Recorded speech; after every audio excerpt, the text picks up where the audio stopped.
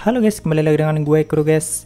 Di sini mari kita lanjutin pembahasan novel Kage no Chichirokusa ni Narita Kote sebelumnya atau part 52. Jadi yang belum nonton part sebelumnya, gue saranin kalian buat nonton dulu supaya lebih enak memahami alur ceritanya. Oke, langsung aja kita masuk ke konten. Sebelumnya setelah kembali ke villa dan makan malam bersama, Chit, Kanade, dan Christina pun sempat bermain kartu. Dan juga sambil ngomongin beberapa hal mengenai Elisa, Dekno, dan juga ayahnya yaitu Ojanobo. Setelah cukup malam, mereka pun akhirnya masuk ke kamar untuk istirahat. Lalu di tengah malamnya, saat itu di luar villa sudah ada beberapa orang yang semuanya menggunakan topeng dan juga senjata yang berniat mereka gunakan untuk menyerang. Nah, dua di antaranya adalah Dekno dan Ojano, atau dua orang yang sebelumnya sempat Christina ceritakan pada Chit dan juga Kanade. Tentunya di sini mereka berniat untuk menyerang villa itu dan target mereka adalah Christina dan Kanade. Sedangkan untuk satu orang lagi di kamar itu yaitu Chit tidak terlalu mereka pedulikan. Cuma Ojano berpesan pada anaknya kalau memang Chit sampai melihat maka tidak masalah untuk membunuhnya. Nah, sebenarnya Chit itu sudah tahu kalau ada beberapa orang yang sedang mengintai villa itu dari luar. Karena memang sebelum Ojano dan beberapa anak buahnya datang dan siap untuk melakukan penyerangan, sudah ada satu orang yang bertugas untuk melakukan pengintaian yaitu Viscount Shinobi. Sedangkan yang untuk bagian pengepungan villa itu yaitu Marquis de Jet dan beberapa anak buahnya. Lalu yang bagian penyerangan yaitu Dekno dan Ojano dan beberapa anak buah mereka. Bahkan ada satu orang lagi yang bakal sangat membantu mereka jika sampai mengalami kesulitan yaitu sang pembunuh yang dijuluki sebagai Master Byaku. Jadi mereka memang sudah mempersiapkan semuanya dan sangat yakin kalau penyerangan itu tidak akan mungkin gagal. Di sini Dekno pun kelihatannya sudah tidak sabar untuk menyerang dan menghajar Christina yang pernah mempermalukannya di akademi. Cuma Ojano masih menunggu aba-aba dari yang lainnya. Dan dia juga memperingatkan Dekno untuk jangan sampai membunuh Christina secara tidak sengaja.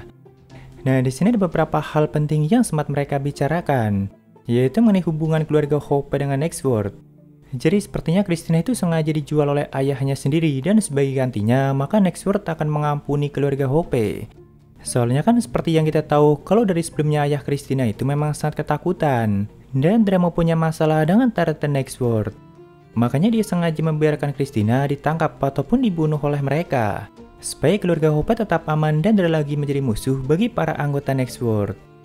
Ojano pun mengatakan kalau itu memang keputusan yang sangat bijaksana. Soalnya tidak ada gunanya memiliki putri bodoh yang nantinya bakal menghancurkan keluarga bangsawannya sendiri. Lalu di sini Ojano juga sempat mengatakan pada Dekno kalau aku sudah cukup tua. Jadi setelah kau lulus nantinya, maka aku akan memberimu tempat di Nextworld. Tentunya Dekno yang mendengar itu langsung kelihatan sangat senang dan juga semakin bersemangat untuk membuktikan pada ayahnya kalau dirinya memang kuat. Cuma kata-kata Ojano itu juga sekaligus menegaskan kalau dirinya juga merupakan salah satu anggota Nextworld. Begitu juga dengan Viscount Shinobi dan juga Marquis de Jet. Jadi ada 3 anggota Nextworld yang di malam itu langsung melakukan penyerangan di villa ini sekaligus. Nah, setelah mendapatkan aba-aba dari regu pengintai, mereka pun mulai menuju kamar Christina untuk melakukan penyerangan. Sedangkan di kamarnya saat itu Christina yang masih belum tidur sedang memandangi langit-langit sambil memikirkan beberapa hal. Cuma untuk Kanadenya sudah tidur pulas dan sampai mendengkur seperti biasanya. Nah, Christina itu masih membayangkan 2 mayat yang sebelumnya sampai digantung di tengah kota yaitu mayat Kuzaya dan Grehan. Dia semakin berpikir kalau mereka yang dianggap kuat dan punya pengaruh besar aja bisa dengan mudahnya dikalahkan oleh kekuatan murni. Mau itu hukum, etika, dan kekuasaan semuanya tidak berdaya di hadapan kekuatan murni. Jadi Christina semakin paham kalau kekuatan murni bisa melampaui segalanya dan bahkan dia mengatakan ini sambil tersenyum sendiri. Tak lama kemudian Christina pun mulai mendengar ada suara-suara kecil yang perlahan mulai mendekati ruangan itu. Dia pun langsung memanggil Chit dan Kanade, siapa tahu mereka masih belum tidur. Cuma ternyata mereka berdua tidak ada yang menjawabnya. Tak lama setelah itu, tiba-tiba ada beberapa orang yang langsung mendobrak pintu ruangan itu dan langsung memberikan perintah bunuh mereka. Christina pun dengan cepat langsung mengambil pedangnya dan langsung bertanya apa yang kalian inginkan. Dia juga langsung berteriak untuk membangunkan Chit dan Kanade dan juga melemparkan pedang pada Kanade untuk melindungi dirinya sendiri. Setelah itu, Christina langsung menangkis tebasan yang diarahkan kepadanya dan sempat saling serang satu sama lain dengan salah satu penyusup itu. Christina bisa merasakan kalau satu orang itu memang cukup kuat, cuma kan dia bukan lawan yang tidak bisa dikalahkan oleh Christina. Jadi setelah menangkis serangannya beberapa kali, Christina pun berhasil menusuk bahunya dan membuatnya menjerit kesakitan. Walaupun di belakangnya masih ada 5 orang lagi yang siap untuk melakukan serangan balik. Salah satu penyerang itu menyuruh penyerang yang terluka untuk mundur dan juga mengatakan sudah kubilang untuk jangan sampai lengah. Nah, setelah mendengar suara mereka, Christina pun mulai mengenali siapa yang barusan menyerangnya, yaitu Deknobo. Apalagi dia sempat menyebut ayahnya, begitu ayahnya menyuruhnya untuk mundur. Jadi Christina semakin yakin kalau mereka adalah Dekno dan Ojanobo. Nah, di saat para penyerang masih fokus dengan Christina, Chit pun yang sudah bangun dari tempat tidurnya saat itu memutuskan untuk kabur dan keluar lewat jendela. Bahkan dia sempat tersenyum dikit pada Kanade yang sedang sangat ketakutan. Jadi Kanade sampai meneriakinya sebagai pengkhianat dan aku tidak akan memaafkanmu. Bahkan jika aku mati, maka nantinya aku akan mengutukmu. Karena kan memang Chit yang paling dekat dengan jendela dan Kanade yang jauh dari jendela tidak bisa ikutan kabur seperti itu. Jadi dia merasa telah dikhianati karena ditinggal kabur begitu saja. Walaupun Ojano yang melihat itu langsung memerintahkan 3 anak buahnya untuk mengejar Chit. Nah, karena sudah ada anak buahnya yang lain yang juga memasuki ruangan itu, jadi di sini masih ada 6 orang termasuk dirinya yang siap untuk menyerang Christina dan juga Kanade. Tentu situasinya sangat tidak menguntungkan bagi Christina walaupun dia masih belum menyerah. Karena dia berpikir kalau dirinya mampu menahan mereka cukup lama, maka para penjaga di villa itu juga akan segera datang untuk membantunya. Cuma kan Ojano langsung mengatakan kalau aku tahu kau sudah menghabiskan banyak uang untuk meningkatkan penjagaan di villa ini. Cuma semua itu tidak ada gunanya dan tidak akan ada bantuan yang datang untuk menolongmu. Karena regu kita yang lain sudah mengurusnya. Christina pun menjawab, sepertinya Nextword sudah sangat putus asa kan? Dan kau pasti Ojanobo, karena aku bisa mengenali suara anakmu. Ojano yang mendengar itu mulai emosi dan berkata, jangan remehkan kami. Nextword masih sangat kokoh dan tindakanku ini hanyalah cinta orang tua untuk anaknya. Setelah itu dia langsung memerintahkan semua anak buahnya untuk membunuh Kanade dan juga Christina. Namun baru aja mereka maju untuk menyerang, tiba-tiba mereka melihat tumbang satu persatu dan bahkan tubuh mereka sampai terbelah. Tentunya Ojano dan Christina sendiri tidak mengerti apa yang sedang terjadi. Bahkan dengan panik Ojano sampai beberapa kali bertanya pada Christina apa yang sudah kau lakukan dan apa yang kau sembunyikan. Ya tentu Christina sendiri juga bingung siapa yang membunuh para penyerang itu. Dan para penyerang itu juga sebenarnya bukan kesatria biasa. Berbeda dengan Kanade yang malah heboh sendiri dan merasa kalau kekuatannya telah bangkit. Sampai akhirnya mereka menyadari kalau di tempat tidur Chit ada sang badut atau Jack the Ripper yang sedang berbaring sambil membantai mereka satu persatu. Dia pun mulai mengeluarkan tawanya yang membuat semua orang semakin ketakutan. Terutama Dekno yang bahkan langsung ngumpet di belakang ayahnya. Di sini Ojanobo masih bersikap cukup percaya diri dan bahkan dia mengajak Jack untuk bernegosiasi. Karena kan dia semakin yakin kalau Jack memang disewa oleh Christina. Walaupun ya tentu Christina langsung menyangkal tuduhan itu. Jadi Ojano sengaja menawarkan bayaran yang lebih tinggi yaitu 3 kali lipatnya. Bahkan Jack juga tidak perlu melakukan apapun. Dia hanya perlu mundur dan tidak usah ikut campur lagi dengan masalah Nextword ataupun keluarga Hope. Cuma di sini untuk menutupi ketakutannya dan juga supaya kelihatan lebih unggul, Ojano terusan basa-basi dan juga sambil memuji kemampuan Jack the Ripper. Cuma dia juga beberapa kali menekankan kalau Jack the Ripper tidak akan mampu mengalahkan Nextword. Ya intinya dia mencoba menawarkan pilihan yang menguntungkan bagi Jack dan juga sedikit memaksanya untuk menerima tawaran itu. Cuma setelah dia basa-basi cukup lama dan terusan membanggakan kekuatan organisasinya, Jack malah cuma membalasnya dengan hanya tertawa. Setelah itu dia mulai bangkit dari tempat tidur Chit dan perlahan mulai menunjuk para penyerang itu satu persatu. Cuma setiap kali Jack menunjuk mereka dan menjentikan jarinya, maka tubuh mereka akan langsung terbelah dan seperti terkena serangan yang sangat kuat. Padahal dia cuma menjentikan jarinya aja.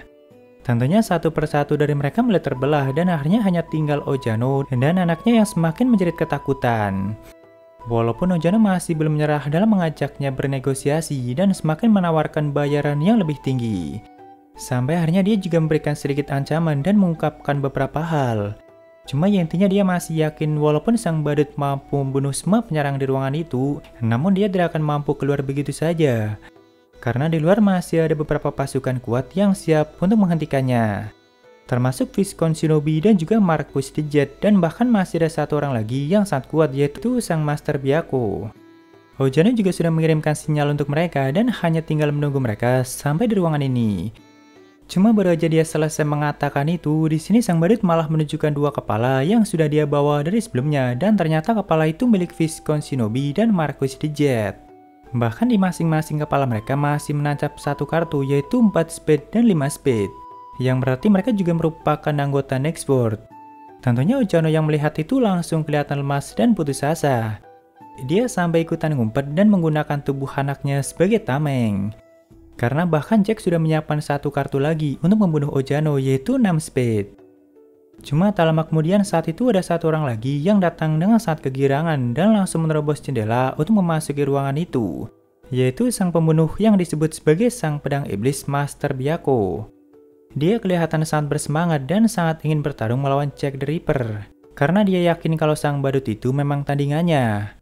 Christina yang merasakan auranya aja sampai gemetaran, karena memang dia punya kekuatan sihir yang cukup besar dan bisa dirasakan oleh siapapun. Di sini Christina yang pernah mendengar tentangnya sedikit menceritakan siapa itu sang Master Byaku. Jadi simpelnya di wilayah yang sangat jauh dari kerajaan Midgar ada sebuah wilayah yang disebut sebagai Wakoku. Wilayah itu juga dikenal sebagai wilayah yang dipenuhi dengan para ahli bela diri dan bahkan sampai menjadi simbol kekuasaan di sana. Walaupun Wakoku sendiri sangat tertutup dari dunia luar dan harus melewati lautan yang luas untuk sampai ke sana. Nah, di sana itu ada 4 seni bela diri utama yang sangat terkenal dan salah satunya adalah Byaku Ryu. Nah, dulunya sang Master Byaku ini pernah belajar di sana dan bahkan sampai diangkat menjadi master di usianya yang masih sangat muda. Cuma dalam usahanya mengejar kekuasaan, dia sampai membunuh 9 muridnya sendiri dan akhirnya sampai dikucilkan di wilayah itu. Lalu setelah datang ke kota Midgar, dia bilang sampai bosan dan belum menemukan lawan yang sepadan. Makanya begitu mendengar nama Jack the Ripper akhir-akhir ini, dia langsung bersemangat dan sangat ingin melawannya. Ya mungkin selama di kota Midgar dia belum pernah bertemu dengan anggota Shadow Garden lainnya. Bahkan di sini dia masih sangat sombong dan sampai meminta Jack untuk jangan melarikan diri. Karena memang saat itu dia bisa menghindari beberapa serangan Jack yang dia luncurkan dengan menggunakan centikan jari. Tentunya walaupun cuma centikan jari, namun setiap centikan itu sampai menghancurkan dinding di ruangan itu. Sebenarnya sang Master Byaku juga tidak mampu melihat kecepatan dari serangan itu. Cuma sepertinya dia punya insting dan naluri yang cukup tinggi untuk bisa menghindarinya. Walaupun di saat dia semakin menyombongkan diri dan merasa lebih unggul, tiba-tiba tak lama setelah itu, kepalanya malah sudah melayang dan terpisah dari tubuhnya dan tentu dia langsung mati di tempat itu. Ya sebenarnya dia nggak kroco-kroco banget sih dan malahan cukup kuat jika dibandingkan dengan kesatria kuat pada umumnya. Cuma mungkin di sini Cheat sengaja membunuhnya dengan cepat aja. Setelah itu sambil menunjukkan kartu 6 spade pada Ojano yang semakin menjerit ketakutan, dia pun akhirnya melemparkan kartu itu dan menancap di kepala Ojano sampai membuatnya terbunuh. Bahkan Dekno yang ada di depannya aja sampai ikutan terbunuh. Jadi sudah ada 3 anggota Next World lagi yang terbunuh dan total sudah ada 6 anggota yang dibantai oleh Jack the Ripper. Nah setelah membantai semua penyerang di villa itu, Jack berniat langsung pergi meninggalkan Christina dan juga Kanade. Cuma sebelum Jack menghilang, Christina memberanikan diri untuk memanggilnya dan bertanya apa tujuanmu yang sebenarnya. Kau yang sudah memberikan dokumen Guetemono padaku kan? Kenapa harus aku dan apa yang kau inginkan dariku? Walaupun Jack tidak menjawabnya langsung, namun sebelum menghilang dia sempat melemparkan satu kartu ke arah mereka dan bahkan sampai menancap di jidat Kanade. Cuma ya tentu tidak sampai membunuh Kanade karena Jack sengaja menggunakan lem darah untuk menempelkan kartu itu.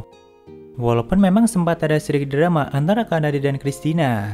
Soalnya kan mereka juga sempat berpikir kalau kartu itu memang menancap di jidat Kanade dan bahkan membuatnya terbunuh. Nah di bagian kartu itu tertulis pesan yang ditulis menggunakan darah, yaitu wahai sang ksatria gelap, hadapi semua orang jahat itu sampai mati. Karena aku hanya suka menghitung, cuma bermain-main seperti ini kadang juga sangat menyenangkan. Tak lama kemudian, Cheat yang sebelumnya kabur akhirnya sudah muncul kembali dan tentu dia langsung berakting seperti biasanya. Walaupun Kanade yang masih dendam padanya juga langsung melampiaskan amarahnya pada Cheat dan sempat memukulinya cukup lama. Lalu singkat cerita di pagi harinya, saat itu sudah ada banyak ksatria Crimson yang sedang menyelidiki kejadian itu. Tentunya semua mayat para penyerang yang sebelumnya terbunuh juga semuanya masih di villa itu. Termasuk mayat Ojano, Shinobi, Marquis de Jet, dan juga sang Master Byaku. Bahkan Christina juga sudah memberikan salinan dari pesan yang diberikan Jack semalam. Nah, seperti biasa di sini Ketua Grey mengatakan beberapa hal yang intinya dia semakin mencurigai Christina dan keluarga Hope. Karena ya memang mau dilihat dari manapun hal itu sangat mencurigakan dan juga serba kebetulan. Kenapa bisa Jack datang di waktu yang sangat tepat dan bahkan dia sengaja tidak membunuh Christina. Bahkan Grey juga berpikir kalau mungkin aja keluarga Hope sengaja memancing mereka dan menyuruh Jack untuk membantainya sekaligus. Dan banyak lagi kecurigaan lain yang dia pikirkan dan sebenarnya bukan hanya Grey aja yang berpikir seperti itu. Bahkan para bangsawan sampai mendesak para ksatria untuk segera menangkap keluarga Hope dan menetapkannya sebagai tersangka. Soalnya ketakutan yang disebabkan oleh Jack the Ripper semakin menyebar luas dan semakin membuat para bangsawan panik. Dan mereka juga sangat yakin kalau Jack the Ripper itu memang suruhannya keluarga Hope. Makanya mereka sampai mendesak para ksatria seperti itu. Bahkan di malam harinya, saat ini jalanan kota Midgar menjadi sangat sepi. Tidak banyak orang yang berani untuk keluar malam dan mereka sangat takut dengan teror yang diberikan oleh Jack the Ripper. Ya di sini Grey mengatakan semua itu dengan jujur pada Christina. Walaupun ya tentu seperti biasa Christina bisa menyangkal semua tuduhan itu dan bisa menjelaskan kejadian itu dengan sangat baik. Karena memang faktanya tidak seperti yang mereka pikirkan. Christina juga berjanji akan membuktikan pada semua orang kalau keluarga Hope memang tidak bersalah dan justru mereka lah yang menjadi korban dari penyerangan yang dilakukan oleh Nextworld. Nah, setelah Grey meninggalkannya untuk kembali bekerja, saat itu Chit dan Kanade pun mulai mendekati Christina yang mulai melihat isi pesan yang diberikan oleh Jack sebelumnya. Dia sedang memikirkan apa maksud dari pesan itu. Di sini Chit dan Kanade juga ikutan nimbrung dan ikutan memikirkan arti dari pesan itu. Ya tentunya Chit sangat paham apa maksud dari isi pesan itu, karena memang dia yang menulisnya sendiri. Jadi seperti biasa, Chit pura-pura menyadari setiap kalimatnya dan sengaja mengarahkan pemikiran Christina untuk bisa memahami maksud dari pesan itu. Ya simpelnya inti dari pesan itu adalah tujuan Jack yang berniat membunuh semua anggota Nextworld. Ternyata maksudnya bukan menyuruh Christina untuk ikutan membunuh mereka semua, atau setidaknya di sini yang baru mereka pahami. Lalu kalimat aku hanya selalu menghitung, maksudnya Jack selalu membunuh mereka secara berurutan dan itu ditandai menggunakan kartu yang dia tinggalkan di mayat mereka. Ya cuma sisi simpel itu dan bahkan Kanade yang mendengarnya aja ikutan kecewa. Karena dia berharap punya arti lainnya lebih dalam. Sedangkan kalimat terkadang aku menikmati permainan seperti ini tentu maksudnya Jack juga sekalian bersenang-senang dan dia cukup menikmatinya. Namun di sini di saat mereka sedikit kecewa karena menganggap pesan itu sangat simpel dan membosankan, Chit lagi-lagi menyadari sesuatu yang sangat penting. Dia bilang kalau ternyata pesan itu bisa dibaca secara horizontal. Nah, kalau dibaca secara horizontal maka akan menciptakan kalimat yang baru yaitu wait. Christina pun langsung menyadari kalau wait yang dimaksud itu pasti mengarah pada salah satu anggota Nextworld yang punya pangkat cukup tinggi yaitu Konosok Wade. Dia merupakan penguasa keluarga Wade dan tinggal di sebuah rumah besar yang ada di pinggiran ibu kota. Chit dan Kanade pun langsung mengingat di mana rumah besar itu berada, karena mungkin tempatnya memang sangat mencolok. Tidak hanya itu, di sini Chit juga menyadari sesuatu yang lain, yaitu mengenai kartu yang digunakan untuk menulis pesan itu. Jadi Jack itu menggunakan kartu 10 spade untuk meninggalkan pesan itu. Nah, spade itu kan punya arti musim dingin dan kebetulan saat ini memang lagi musim dingin. Sedangkan angka 10 yang berarti minggu ke-10 di musim dingin dan hari ini adalah minggu ke-9 dalam musim dingin. Yang berarti besok Jack akan melancarkan aksinya untuk membunuh Konosok Wade di kediamannya sendiri. Di sini mereka pun sangat setuju dengan pemikiran Chit yang memang kelihatan sangat masuk akal. Walaupun Christina masih berpikir kenapa dia malah sengaja memberikan pesan seperti ini. Bukankah hal itu malah jadi menghambat aksi Jack the Ripper sendiri? Soalnya jika para ksatria sampai bisa memecahkan pesan itu, maka mereka akan langsung menjaga kediaman Wade dengan sangat ketat. Cuma Chit mengatakan kalau kita tidak akan mungkin bisa memahami pemikiran orang jenius seperti Jack the Ripper. Dia dari level yang sangat berbeda dengan kita dan tidak mungkin kita bisa memahami pemikirannya. Christina pun sangat setuju akan hal itu. Namun Christina juga berpikir kalau mungkin Jack mencoba mengatakan sesuatu padaku. Nah, setelah memahami isi dari pesan ini, Christina berniat memberitahukan para ksatria dan supaya mereka segera bergerak. Karena di sini Chit juga ikutan mendukung Christina supaya memberitahukan pesan itu pada pihak ksatria.